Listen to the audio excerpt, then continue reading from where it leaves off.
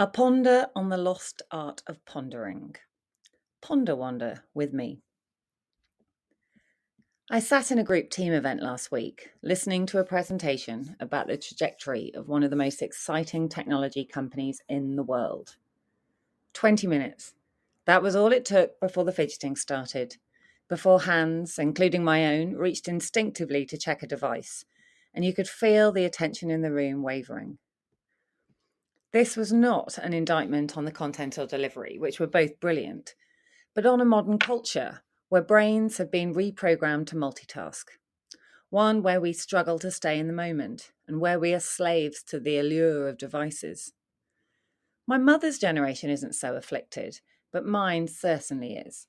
And as I scan the room, a brilliant team who work remotely all over the world and come together in person only once every 18 months, I notice that it's worse the younger people are. We may worry about how this is rewiring our children's brains, but we also need to take greater responsibility for our own and the example we set. A chant starts up in my head. Concentration. Concentration now begin. Keep in rhythm. A kid's game, but apparently now ripe for adult team building. As I write, I have 102 tabs open on 3 browsers, which I scroll between for different projects. Amongst them, 3 separate inboxes, a 40-channel Slack, 12 half-read articles, 5 half-listened to YouTubes, 4 PDF reports waiting to be reviewed, some half-baked product research, GoDaddy, big as any idea that pops into my head can result in a rash URL purchase, 2 conferences I'd like to attend, Trello for tracking Christmas gifts and family admin, 5 separate LinkedIn tabs with posts I may or may not like, and a partridge in a pear tree. Let's not even talk about my phone and the number of WhatsApps awaiting processing. What the fuck am I doing? And how uniquely chaotic is my desktop? Why, mid-sentence here, do I feel a compulsion to quickly check if anything interesting has popped into one of my inboxes in the last 15 minutes? Quick scroll left, sign a birthday party waiver, delete a marketing spam, add a football game to the calendar, and I'm back. The reason I record this audio version of the blog is so that I don't sit in another tab to read later or fall down below the inbox fold. Perhaps my dulcet tones can be enjoyed at greater leisure next time you're in a car, walking the dog or doing a shop. Your time is precious. I don't take it lightly. Given that volume of content, how can we possibly give any of it proper consideration or find time to stop and process any meaningful conclusions? My tabs of potential knowledge gems sit there, contributing to mental overload in the same way that the physical detritus of our family life on every available surface stresses me out. It's the content snorkeling habit analogy I've used before, and I know it's making me stupid and unproductive. Distraction is an illness, and we are all now afflicted.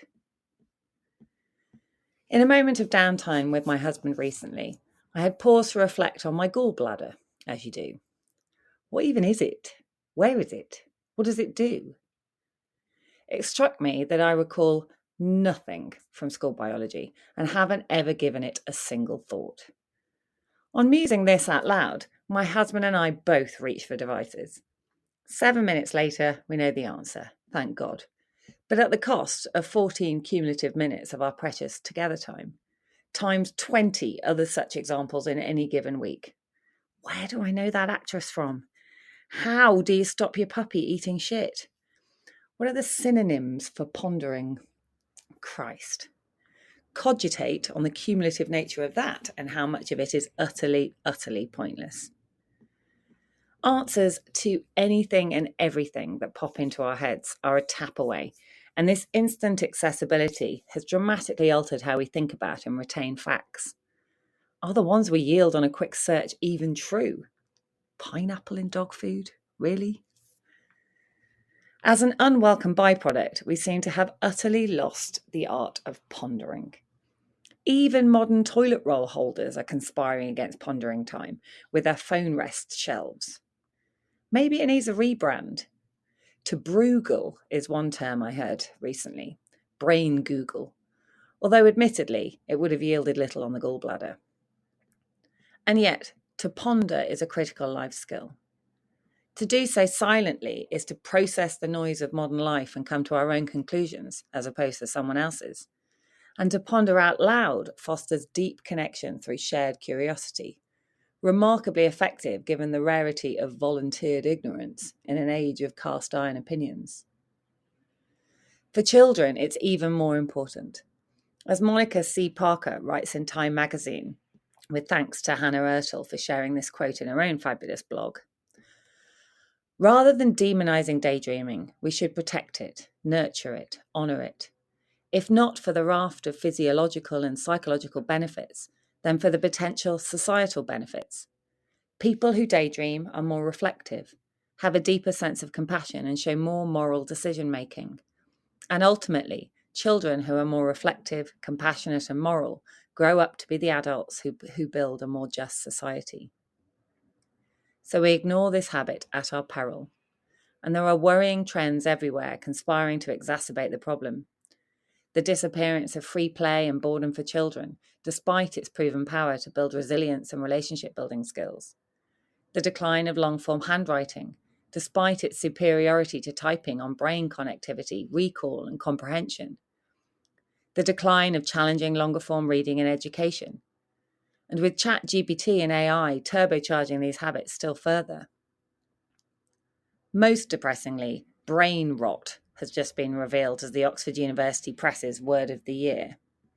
Noun, supposed deterioration of a person's mental or intellectual state, especially viewed as a result of overconsumption of material, now particularly online content, considered to be trivial or unchallenging. Also, something characterized as likely to lead to such deterioration.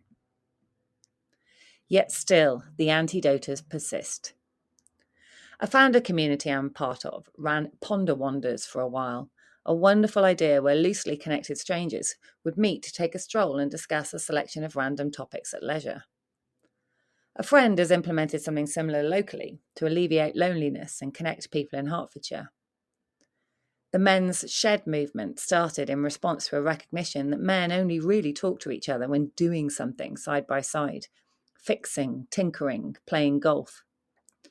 And the unplugged movement is rapidly gathering momentum, with many phone-free events now popping up around the globe. I believe that hope lies in something akin to an analogue renaissance. The buds are here and being cultivated by many of the innovators that have flooded my inbox since my After Bible blog with Jonathan Haidt, for which I'm afraid you can blame my blog inconsistency of late. I believe it to be some of the most important work happening in the world today.